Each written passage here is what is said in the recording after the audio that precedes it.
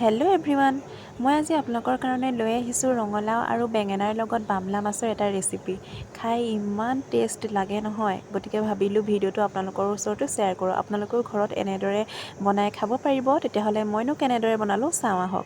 প্ৰথমতে দেখিছে এচিটা ৰঙালাও আৰু এটা বেঙেনা এনেদৰে কাটি ল'লোঁ টুকুৰা টুকুৰকৈ, আৰু এয়া দেখিছে বামলা মাছখিনি এনেদৰে এইটো চাইজত কাটি ল'লোঁ। আৰু এইফালে মছলাৰ কাৰণে লৈছোঁ এয়া 2 চামুচ ৰেড চিলি, 2টা পিঁয়াজ, নহৰু, আদা, 2টা কেঁচা জলকীয়া, গোটা জিৰা আৰু জালুক।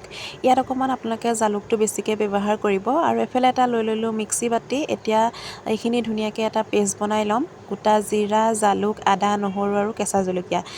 জালুকটো এইটো কাৰণেই কৈছোঁ অকণ বেছিকৈ দিবলৈ, যিহেতু শুকান মাছত জালুকটো হওক বা জ্বলাটো যদি অকণ বেছি হয় খাই আচলতে বেছি টেষ্ট লাগে। আৰু যিহেতু লগত আছে ৰঙালাও, গতিকে জালুকটো যদি অকণ বেছিকৈ দিয়ে এটা বেলেগ টেষ্ট আহে। আৰু এইখিনিতে মই ধুনীয়াকৈ এটা পেষ্ট বনাই ল'ম। এইখিনি বনোৱাৰ পিছতে এইফালে এখন কেৰাহী পাতি ল'লোঁ, আৰু কেৰাহীখন গৰম হওঁতে তাত দি দিছোঁ অকণমান তেল বেছি ব্যৱহাৰ নকৰিব প্ৰথমতে, যিহেতু এতিয়া ইয়াতে দি দিছোঁ অকণমান হালধি। প্ৰথমতে এইখিনি তেলতে মই ভাজি ল'ম বামলা কিটুকুৰ। এয়া মাছ কিটুকুৰ মই ভাজি লৈছোঁ, গতিকে তেলটো কমাই দিছোঁ, ইমান বেছি দিয়া নাই। তাতে দি দিছোঁ অকণমান নিমখ। আৰু আপোনালোকে এইখিনিতে এটা কথা কওঁ, বামলাখিনি প্ৰথমে কাটি ল'ব, কাটি লোৱাৰ পিছতে কুহুমীয়া গৰম পানী দি ধুই ল'ব। তেতিয়া যিখিনি লেতেৰা আছে সেইখিনি আঁতৰ হ'ব।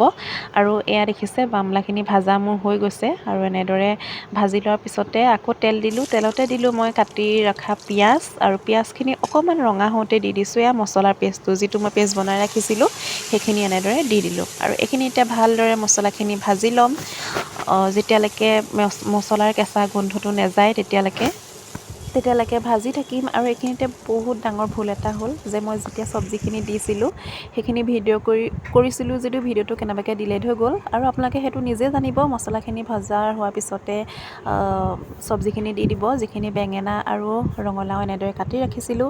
আৰু সেইখিনি ভাজি দেখিছে মই অলপ টাইম ঢাকি ৰাখিলোঁ। ঢাকাৰ পিছত এয়া ঢাকনখন খুলি দিয়াৰ পিছত এয়া মোৰ সিজি গ'ল ৰঙালাওখিনি। যেতিয়া সিজি গ'ল তাতে মই দি দিছোঁ এয়া পানী।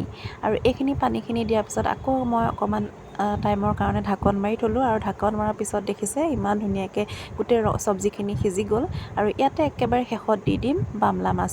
আৰু বামলা মাছকেইটা দিয়াৰ পিছতে অলপ টাইম উতলোৱাৰ পিছত আমাৰ তৰকাৰী হৈ গ'ল ৰেডি। আৰু এতিয়া এয়া দেখিছে গৰম গৰম ভাতৰ লগত এইটো জুতি আপোনালোকে ঠাণ্ডা দিনত ল'ব আৰু বহুত মজা পাব। ঠিক আছে, তেতিয়াহ'লে যদি ভিডিঅ'টো মোৰ চাই ভাল পালে তেতিয়াহ'লে এটা লাইক কৰি দিব।